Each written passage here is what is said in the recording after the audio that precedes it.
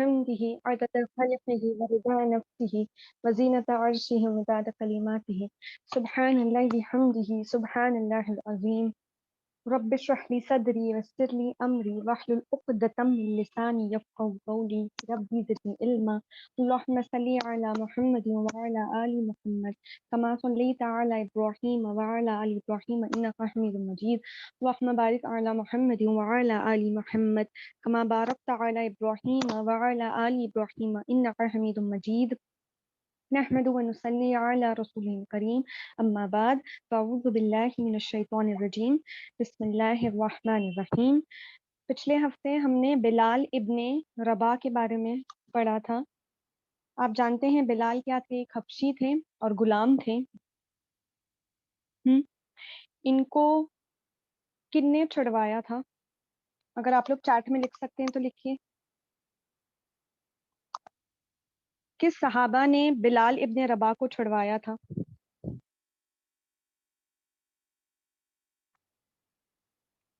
अबू बकर। जी, अबू बकर ने। जी जी जी, मैं कोशिश करती हूँ तेज बोलने की। जी, अबू बकर ने छुड़वाया था। इनके मालिक कौन थे? बिलाल इब्ने रबा के। किनके गुलाम थे ये? गुलाम किनके थे? बिलाल इब्ने रबा किनके गुलाम थे?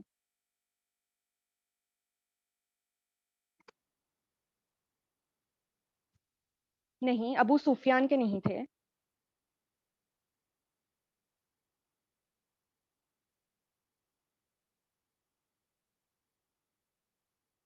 इनके मालिक थे उमैया इब्ने खलफ। उमैया इब्ने खलफ इनके जो मालिक थे, ये उमैया इब्ने खलफ है। अगर आप लोग नोट्स बनाएंगे, यानी जैसे जैसे कि हर एक सहाबा के जो इम्पोर्टेंट पॉइंट्स नोट कर लेंगे ना, तो फिर ये होगा कि आप लोगों को ध्यान में रखने के लिए ज्यादा आसान होगा। कि अगर आप लोग सिर्फ एक टाइटल लिख दें। अब भी स्टार्ट हुई है ये क्लास, 2 मिनट हुआ है शुरू होके। आप लोग एक टाइटल लिख लें हर सहाबा का,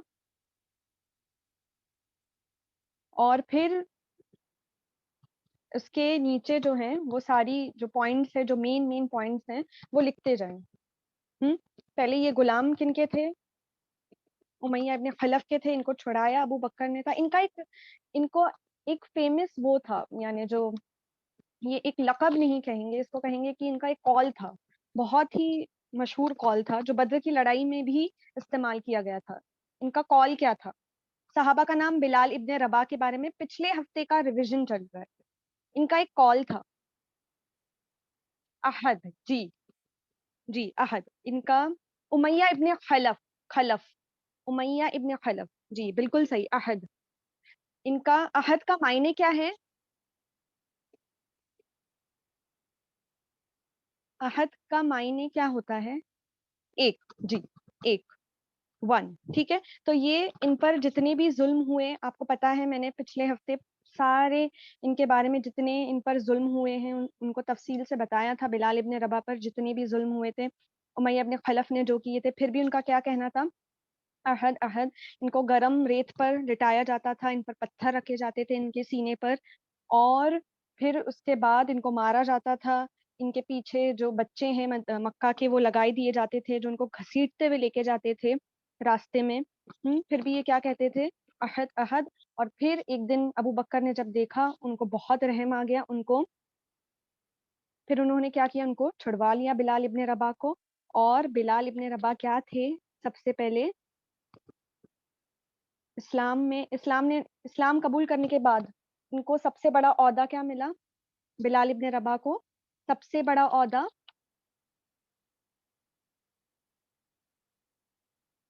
अल्लाह ताला ने, यानी रसूल अल्लाह ने क्या ओहदा दिया इन्हें? अजान देने, मुअज्जिन का। सबसे पहले मुअज्जिन कौन हुए? बिलाल रजी अल्लाह ताला अन्हु सबसे पहले मुअज्जिन हुए। हम्म याद रखना, ये हबशी थे, गुलाम थे। और रसूल अल्लाह ने इनके कदमों की आहट कहाँ सुनी थी?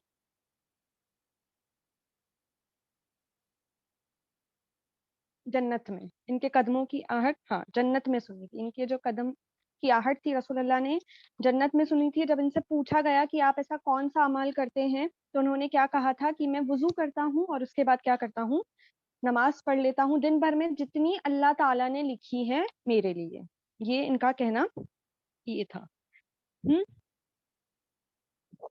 پھر آج ہم پڑھیں گے, یاد رکھیے ان کا انتقال سیریا میں ہوا تھا, اور ڈمسکس میں ہے ان کی جو قبر ہے, وہ ڈمسکس میں, ان کا انتقال سیریا میں ہوا تھا.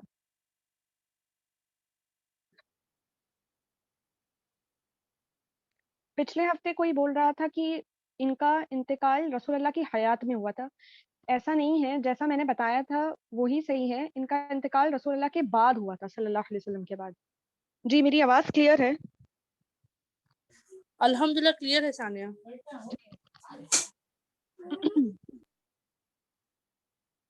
آج ہم پڑھیں گے سعد ابن ابی وقاص کے بارے میں. سعد ابن ابی وقاص کو شیر کے پنجے کہا جاتا تھا. عمر ابن الخطاب کی جب خلافت ہوئی تب پرشیا کی جو ٹروپس تھیں انہوں نے عراق میں مسلمانوں پر حملہ کرنا چاہا. تو عمر ابن الخطاب نے یہ فیصلہ لیا کہ وہ جائیں گے اور وہاں کے جو مشرک ہیں ان سے لڑیں گے.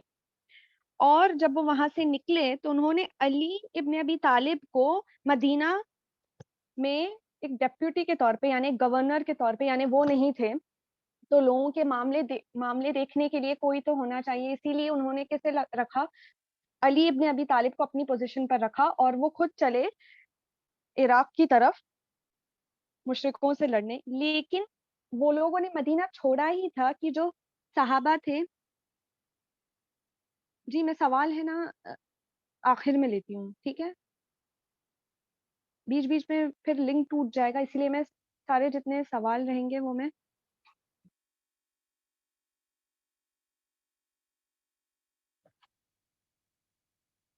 آخر میں لوں گی. جی ایک منٹ.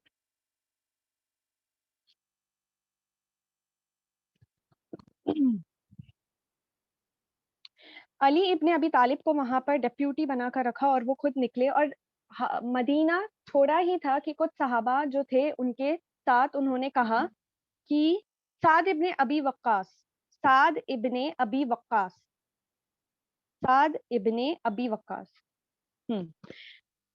اور کچھ صحابہ جو عمر رضی اللہ تعالیٰ عنہ تھے, یہ یاد رکھیے عمر رضی اللہ تعالیٰ عنہ کی خلافت میں ہو رہا ہے.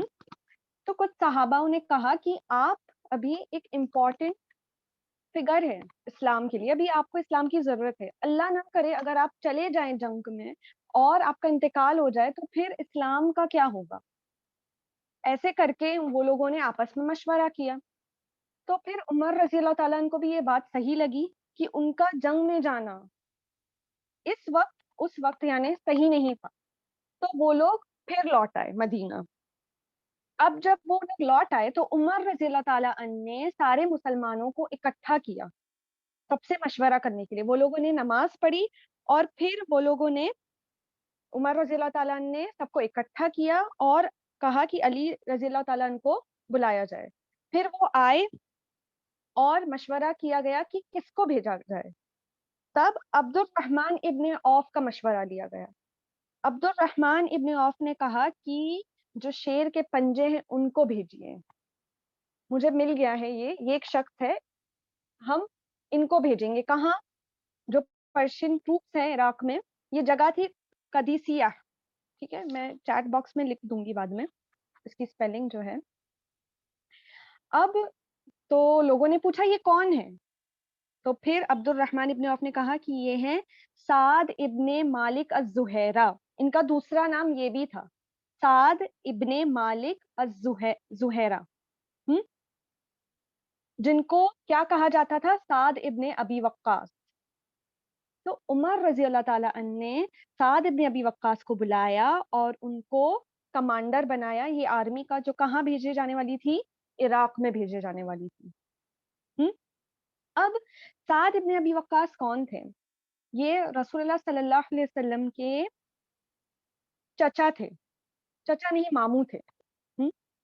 اور یہ ان کے جو گرینڈ فادر تھے اہیب ابن مناف, سعد ابن ابی وقاص کے جو دادا تھے اہیب ابن ابی مناف, یہ آمنہ کے یعنی جو امی تھیں رسول اللہ صلی اللہ علیہ وسلم کی, ان کے چچا تھے. اور انہوں نے 17 سال کی عمر میں، یعنی سعد ابن ابی وقاص نے 17 سال کی عمر میں اسلام کو قبول کیا تھا، اور جب بھی یہ بات کرتے تھے اسلام کے قبول کرنے کی، تو یہ کیا کہتے تھے کہ میں اسلام میں تیسرا داخل ہوا ہوں، یعنی یہ تیسرے تھے جنہوں نے تبھی کے تبھی، جب رسول اللہ یہ رسالت لے کر آئے تھے، یعنی یہ میسج لے کر آئے تھے، تبھی کے تبھی جو قبول کیا تھا 10 تھے، جو سابقون تھے، سب سے پہلے اسلام میں داخل ہونے والے تھے، اس میں تیسرے کون تھے؟ سعد ابن ابی وقاص تھے۔ اور جب بھی وہ بیٹھتے تھے تو رسول اللہ کیا بولتے تھے؟ ان کے پاس بیٹھتے تھے تو رسول اللہ ان کو اچھے سے سلام کرتے تھے، بولتے تھے یہ میرے ماموں ہیں۔ اب سعد ابن ابی وقاص میں بہت ساری اچھی کوالٹیز تھیں، لیکن وہ کبھی بھی گھمنڈ نہیں کرتے تھے، اور نہ ہی کوئی بھی اپنی تعریف کبھی انہوں نے کی، سوائے 2 چیزوں کے جو وہ بولتے تھے۔ پہلے وہ بولتے تھے کہ میں پہلا شخص تھا جس نے ایک نیزہ مارا تھا اللہ کے راستے میں، یعنی جب لڑائی ہوئی، جنگ ہوئی، تو یہ پہلے شخص تھے جنہوں نے نیزہ مارا تھا۔ اور دوسرا وہ یہ بولتے تھے کہ رسول اللہ صلی اللہ علیہ وسلم نے ان کے لیے ہی یہ کہا تھا۔ یاد رکھیے جب احد کی لڑائی ہوئی تھی، جیسے میں پہلے بھی بتا چکی ہوں، بہت بھگدڑ مچ گئی تھی، کیونکہ وہ لوگوں نے وہ پہاڑ چھوڑ کر وہ لوگ مال غنیمت اکٹھا کرنے آ گئے تھے، تو کیا ہوا تھا؟ ابو سفیان نے یہ چیز دیکھ لی تھی اور پھر انہوں نے ریٹریٹ کیا تھا بیٹل گراؤنڈ میں۔ تو جب یہ ہوا تھا تو رسول اللہ صلی اللہ علیہ وسلم کی جان رسک پر تھی، تو سعد ابن ابی وقاص نے ان کو بچایا تھا، یعنی اپنے وہ جو ایروز تھے ان کے پاس، وہ مار مار کر یعنی رسول اللہ کو پروٹیکٹ کیا تھا۔ تب رسول اللہ نے ان کے لیے کہا تھا کہ میرے ماں باپ آپ پر قربان جائے، آپ پھینکیے، یعنی وہ جو مار رہے تھے، وہ ایرو جو مار رہے تھے، یہ دعا رسول اللہ نے کسی صحابہ کے لیے نہیں کی تھی، جو سعد ابن ابی وقاص کے لیے کی تھی، کہ میرے ماں باپ آپ پر قربان جائیں۔ تو 2 چیزیں وہ ہمیشہ بولتے تھے، پہلا کہ وہ سب سے پہلے تھے جو جس نے نیزہ پھینکا تھا اور جن کو نیزہ لگا بھی تھا سب سے پہلے، اور دوسری یہ چیز کہ رسول اللہ نے ان کے لیے یہ دعا کی تھی کہ میرے ماں باپ قربان جائیں آپ پر۔ تو یہ ہمیشہ بہت ہی فخر سے یہ دونوں چیزیں بولتے تھے، یہ 2 چیزیں بولتے تھے، ان میں بہت ساری اچھی کوالٹیز تھیں، پر یہ 2 چیزیں وہ بہت فخر سے بولتے تھے۔ اور ہمیشہ اللہ کا شکر کرتے تھے اور بولتے تھے اللہ کی قسم میں پہلا عرب ہوں جو پھینک رہا ہوں ایک نیزہ اللہ کے راہ میں، یعنی جنگ میں جب وہ پھینکتے تھے۔ علی ابن ابی طالب نے کہا کہ میں نے رسول اللہ کے سے کبھی یہ دعا کسی کے لیے نہیں سنا، لیکن جب احد کی لڑائی ہوئی تب رسول اللہ صلی اللہ علیہ وسلم نے کہا کہ پھینکو سعد، یعنی وہ جو ایرو تھے بولے تھے مارو، میرے ماں باپ آپ پر قربان۔ اور سعد ابن ابی وقاص بہت بہادر تھے اور بہت اچھے ہارس مین تھے۔ گھوڑا جو چلاتے ہیں یہ بہت اچھا چلاتے تھے گھوڑا بھی، اور ان کے پاس 2 ہتھیار تھے، ایک تو ان کا نیزہ، ایک نیزہ تھا، سپیئر، ان کا جو سپیئر تھا نیزہ تیز ایک وہ تھا، اور دوسرا ان کی دعا۔ دعا بھی کیا ہے؟ ایک ایمان والی کی دعا کیا ہے؟ ایک ویپن ہے، ایک ہتھیار ہے۔ دعا کیا ہے؟ ایک ہتھیار ہے، ہمارے ہاتھوں میں بھی۔ تو سعد ابن ابی وقاص کے ہاتھ میں کیا تھا؟ یہ 2 ہتھیار تھے، پہلا ان کا نیزہ اور دوسرا ان کی دعا۔ یہ جب اپنا نیزہ مارتے تھے کسی دشمن کی طرف، وہ اس کو لگتا ہی لگتا تھا، یعنی کبھی بھی وہ شاٹ مس نہیں ہوتا تھا، جب بھی وہ مارتے تھے تو وہ لگ جاتا تھا دشمن کو۔ اور دوسری یہ دعا، ان کی جو دعا، وہ جب بھی کوئی دعا مانگتے تھے تو کیا ہوتی تھی؟ وہ قبول ہوتی ہی ہوتی تھی۔ یہ صحابہ بولتے تھے کہ یہ اس لیے ہے کیونکہ ایک بار رسول اللہ صلی اللہ علیہ وسلم نے دیکھا ان کو، سعد ابن ابی وقاص کو، انہوں نے کوئی ایسی چیز کی جس سے رسول اللہ بہت خوش ہوئے، اور رسول اللہ نے ان کے لیے دعا کی، اے اللہ جب یہ نیزہ پھینکے تو اس کا نیزہ ہمیشہ لگے اور اس کی دعا قبول ہو۔ یعنی رسول اللہ صلی اللہ علیہ وسلم کی جو دعا تھی وہ ان کو لگ گئی تھی۔ نیزہ سپیئر کو بولتے ہیں، سپیئر جو ہوتا ہے نا اس کو بولتے ہیں سپیئر، ایک ہتھیار ہے۔ پھر یہ دعا رسول اللہ نے کس کو دی؟ سعد ابن ابی وقاص کو دی، اور یہ دعا ان کی لگ گئی، کیونکہ جب بھی وہ مارتے تھے تو لگتی تھی، اور جب وہ دعا کرتے تھے تب بھی ان کی دعا بھی قبول ہوتی تھی۔ हम्म, इसीलिए साद इब्न अबी वक्कास कभी किसी को बदुआ भी नहीं करते थे, क्योंकि उनको मालूम था कि वो बदुआ करेंगे तो बदुआ लग भी जाएगी अगर वो शख्स हकदार है उस चीज का, तो वो बदुआ भी नहीं करते थे। एक बार ये हुआ कि साद इब्न अबी वक्कास ने देखा कि एक आदमी अली, तलहा और अज़ुबैर, ये सारे सहाबा हैं, इनको बहुत इनके साथ बदतमीजी कर रहा था। तो साद इब्न अबी वक्कास ने कहा कि तुम रुक जाओ, मत करो ये, अगर तुम करोगे तो मैं फिर अल्लाह से तुम्हारे लिए बदुआ करूंगा। तो आदमी ने क्या कहा कि तुम मुझे धमकी दे रहे हो, क्या तुम नबी हो? फिर साद इब्न अबी वक्कास ने ये सुना तो वो चले गए, उन्होंने वुजू किया और 2 रकात नमाज पढ़ी और फिर दुआ की कि ए अल्लाह, अगर तू जानता है कि इस शख्स ने वाकई में वाकई में बदतमीजी की है उन लोगों के साथ जिन्होंने जो बेस्ट थे, यानी ये जो साद अली थे, तलहा थे, जुबैर थे, ये चुने हुए लोग थे अल्लाह के। हम्म, तो फिर क्या कर, उनको उसको हलाक कर दे। हम्म, अब क्या हुआ, थोड़ा ही वक्त गुजरा था कि एक ऊंट आया, एक कैमल आया, और वो ऐसे ही भागने लगा जैसे कि वो किसी चीज को ढूंढ रहा है। अब देखिए, जो ये ऊंट होता है ये बहुत ही इंतकामी जानवर होता है, रिवेंजफुल रहता है, ये ऊंट जो है बहुत ही इंतकामी जानवर है। हम्म, अब ये ऐसे निकला, यानी रास्ते में, भीड़ में, कि ये जैसे किसी को ढूंढ रहा है, और इसने उसी आदमी पर हमला किया जो अली, तलहा और जुबैर के साथ बदतमीजी कर रहा था। और फिर जब इसने मारा, ये ऊंट ने उस आदमी को मारा, तो ये आदमी नीचे गिर गया, और ये ऊंट उसको मारते गया जब तक वो आदमी मर गया। हम्म, और फिर हम्म, तो आप देखिए, इनकी जो दुआ थी, यानी इन्होंने दुआ नहीं बदुआ की, वो भी कबूल हो गई। हम्म, लेकिन ये, इससे हमें एक चीज, एक लेसन ये सीखने मिलता है, एक सबक मिलता है कि आप देखिए कि दुआ कबूल होने के लिए उसमें इखलास चाहिए, इंसान का भी यानी इंसान खुद भी सिंसियर हो, यानी वो कितने सच्चे थे। रसूल अल्लाह ने दुआ की थी कि उनकी दुआ हमेशा कबूल हो, हम चाहते हैं हमारी दुआएं कबूल हो। हम हर कोई चाहता है कि उनकी दुआएं जल्द से जल्द कबूल हो जाए। तो अगर हम चाहते हैं हमारी दुआ कबूल हो, तो हमें भी क्या करना है, इखलास से दुआ करना है, भरोसे से दुआ करना है, और खुद भी सच्चे रहना है, खुद भी ईमान वाला रहना है।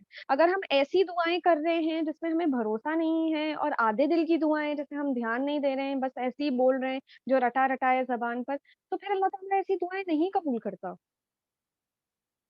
अगर हम चाहते हैं कि हमारी भी दुआएं कबूल हो, तो हमें क्या करना है, पहले तो हमें साबित कदम रहना है, कंटिन्यूसली हमें दुआ मांगती जानी है, और इखलास से दुआ करनी है।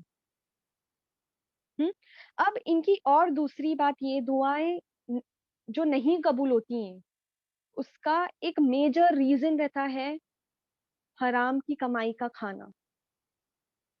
हम्म, साद इब्ने अबी वक्कास की कमाई बिल्कुल हलाल थी, वो ये चीज के पूरे पाबंद थे कि उनकी कमाई कहाँ से आ रही है, यानी ये चीज के देखने के पाबंद थे। वो सिर्फ हलाल कमाई खाते थे। आप देखिए कि अल्लाह ताला फरमाता है कि एक शख्स है, यानी रसूल अल्लाह सल्लल्लाहु अलैहि वसल्लम की हदीस है कि एक शख्स है जो डेजर्ट में है और उसके पास कुछ नहीं है, लेकिन वो अल्लाह को पुकार रहा है। हम्म, लेकिन जो खाना है उसका, जो ओढ़ना है, जो पहना है, वो सब हराम का है। सारी जो चीजें हैं, सारी हराम की हैं। उसकी जो कमाई है वो भी हराम की है। तो अगर किसी की कमाई हराम की है, किसी का खाना पीना हराम का है, तो उसकी दुआएं कबूल नहीं होती है। अगर दुआएं कबूल नहीं हो रही हैं तो इसका एक मेजर रीजन ये भी हो सकता है कि आपकी कमाई, आपका आपकी खाना पीना हलाल नहीं है। हम्म, तो साद इब्ने अबी वक्कास हमेशा ये देखते थे कि उनकी कमाई, उनका खाना क्या है, हलाल है, हमेशा।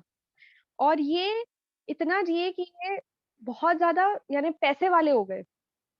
हम्म, और अल्लाह ताला ने इनको हलाल पैसा दिया, हलाल की कमाई दी। और ये सदका खैरात भी बहुत करते थे, और जितना ये सदका खैरात करते थे ना, उतने ही फिक्रमंद थे कि इनकी कमाई कहाँ से आ रही है, क्या इनकी कमाई हलाल है। दोनों चीजें इक्वल थी, पहला उनका सदका खैरात करना, और दूसरा ये फिक्रमंद रहना کہ کمائی میری کہاں سے آ رہی ہے. ہم باقی چیزیں اچھے، ہم نماز پڑھیں، قرآن پڑھیں، پر کیا ہم دیکھ رہے ہیں ہماری کمائی حلال کی ہے یا نہیں ہے؟ لوگ سمجھتے ہیں کہ سود صرف لینا حرام ہے، سود دینا حرام نہیں ہے. لیکن یاد رکھیے سود لینا دینا دونوں حرام ہیں. اللہ تعالیٰ نے کیا کہا ہے قرآن میں کہ اللہ تعالیٰ اور اس کے رسول جنگ کا اعلان کرتا ہے اس شخص سے جو سود لے. جنگ ہے، سود لینا دینا دونوں حرام ہے. تو اگر ہم چاہتے ہیں کہ ہماری دعائیں قبول ہوں تو ہم ہماری اس چیز پر غور کریں کہ ہمارا کھانا پینا، ہمارا جو ہماری کمائی آ رہی ہے، جو ہمارے پیسے آ رہے ہیں، اس کا سورس کیا ہے، کیا وہ حلال ہے. اس چیز پر ہمیں غور و فکر کرنی چاہیے. ٹھیک ہے. اب سعد ابن ابی وقاص اتنی صدقہ خیرات کرتے تھے. ایک بار یہ ہوا کہ وہ بیمار پڑ گئے. اور رسول اللہ صلی اللہ علیہ وسلم، یہ اس دوران تھا جو رسول اللہ کا آخری فیئر پلگرمیج جو تھا، اس دوران تھا. یہ بیمار پڑ گئے، سعد ابن ابی وقاص بہت بیمار پڑ گئے. اب سعد آئے رسول اللہ صلی اللہ علیہ وسلم کے پاس، یعنی رسول اللہ آئے اور سعد نے پوچھا یا رسول اللہ میرے پاس بہت پیسہ ہے اور میرے پاس صرف ایک بیٹی ہے. پیسہ بہت ہے اور جو میرا وارث ہے وہ کون ہے؟ صرف میری ایک بیٹی ہے. کیا میں 2/3 حصہ دے دوں صدقہ خیرات میں؟ رسول اللہ نے کہا نہیں.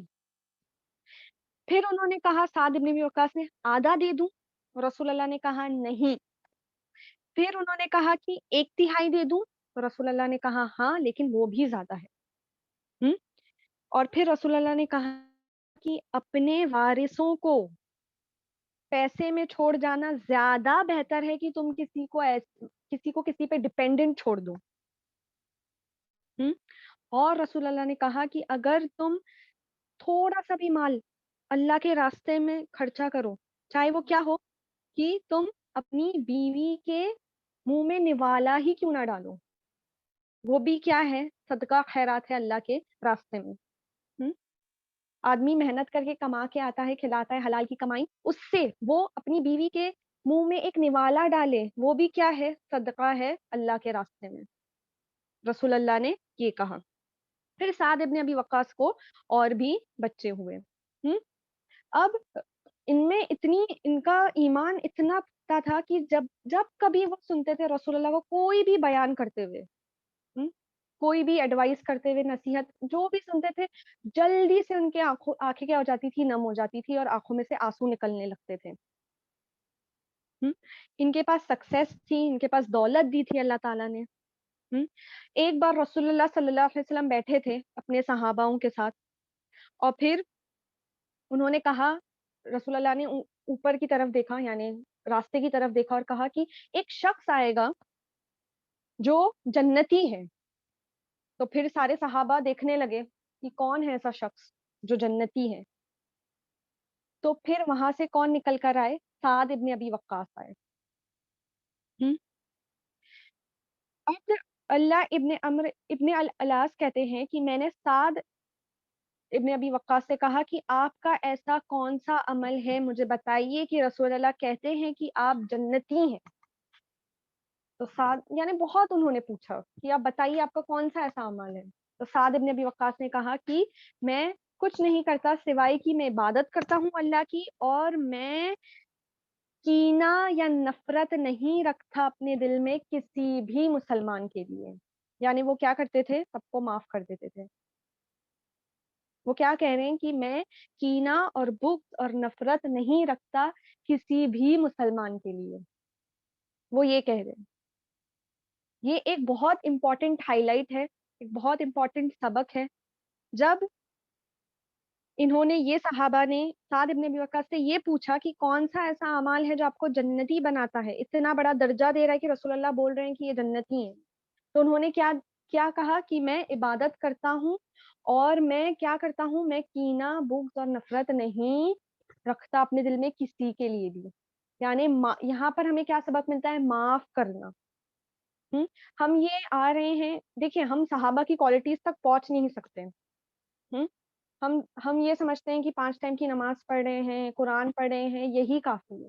یہ تو کرنا ہی ہے، یہ تو ہر ایک مسلمان کے لیے، لیکن اس کے علاوہ کیا کرنا ہے؟ ہمارے اخلاق اچھے رکھنے ہیں ہمیں. رسول اللہ نے کیا کہا ہے کہ سب سے بہترین مومن کون ہے؟ جس کے اخلاق اچھے ہوں. جس کے اخلاق کیا ہوں؟ بہترین ہوں، جو دل میں کینہ بغض نفرت نہیں رکھے. آپ دیکھیے صرف اتنی سی کوالٹی جس میں کوئی محنت بھی نہیں کرنا ہے، وہ کیا بنا رہی ہے؟ ایک صحابہ کو جنتی بنا رہی ہے. کہ رسول اللہ بول رہے ہیں کہ میں دیکھ رہا ہوں ایک شخص جو آنے والا ہے وہ جنتی ہے. تو اب دیکھیے ان کی جو کوالٹیز ہے، یہ کوالٹیز دیکھ کر عمر ابن الخطاب کیا ان کو چن رہے ہیں؟ جو عراق میں لڑائی ہونے والی ہے، یعنی جو میں نے شروع میں بتایا تھا. یہ کوالٹیز دیکھ کر عمر ابن الخطاب کن کو چن رہے ہیں؟ سعد ابن ابی وقاص کو چن رہے ہیں. تو دیکھیے ان کی ساری کوالٹیز کیا ہے کہ ان کی ساری دعائیں قبول ہو رہی ہیں. اگر اللہ سے جیت کی دعا کر رہے ہیں کہ جنگ میں جیت مل جائے، فتح مل جائے، تو وہ ان کو مل رہی ہے. ان کا کھانا پاک ہے، ان کی زبان پاک ہے. آپ سوچیے جو شخص دل میں کسی کے لیے نفرت نہیں رکھے، کینہ نہیں رکھے، بغض نہیں رکھے، اس کی زبان بھی کیا رہے گی؟ صاف رہے گی. ان کی نفس صاف ہے. پھر رسول اللہ نے ان کے بارے میں کیا کہا ہے کہ یہ کیا ہے؟ یہ جنتی ہیں. یہ بدر کی لڑائی میں لڑے، احد کی لڑائی میں بہادری سے لڑے. احد کی لڑائی میں ان نے رسول اللہ کو بہت بچایا تھا، یعنی انہوں نے اپنی جان کو آگے رکھا تھا رسول اللہ کی جان کے. تبھی رسول اللہ نے ان کو یہ دعا دی کہ میرے ماں باپ آپ پر قربان جائیں. تو یہ ان کا ایمان کیا تھا؟ بہت ہی زیادہ پختہ تھا.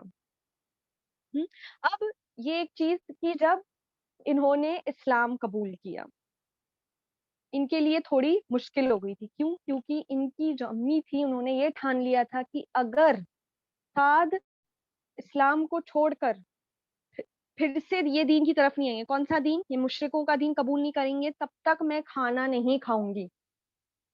انہوں نے یہ قسم کھا لی تھی کہ جب تک سعد چھوڑیں گے نہیں دین اور واپس ہی مشرکوں کے دین میں نہیں آئیں گے جو باپ دادا کا دین ہے ہمارا، تب تک میں کھانا نہیں کھاؤں گی. یہ ضد انہوں نے پکڑ لی تھی. اب لوگ سعد بن ابی وقاص سے کہنے لگے کہ دیکھیے آپ کی ماں کی کیا حالت ہو رہی ہے. یعنی انہوں نے صحیح میں ٹھان لی تھی کہ میں کھانا نہیں کھاؤں گی، اتنی کہ ان کی حالت ایسی ہو گئی تھی کہ بس اب ان کی جان نکل جائے گی، ایسی حالت ہو گئی تھی ان کی. سعد ابن ابی وقاص سے لوگوں نے کہا کہ آپ جا کر دیکھیے کہ آپ کی ماں کی کیا حالت ہو گئی ہے. لیکن سعد نے ان کو کیا تھا؟ دین، ہمارا دین ہمیں کیا سکھاتا ہے کہ سب سے پہلے کیا ہے؟ سب سے پہلے محبت کس سے ہے؟ اللہ اور اس کے رسول سے. پھر تمہارے جو بھی ہے قریبی رشتے دار، ماں باپ ہیں، جو بھی ہیں ان سے ہے، لیکن پہلا کیا ہے؟ اللہ اور اس کا دین. تو جب سعد ابن ابی وقاص دیکھنے گئے ان کی ماں کو تو ان کی حالت واقعی میں بہت خراب تھی.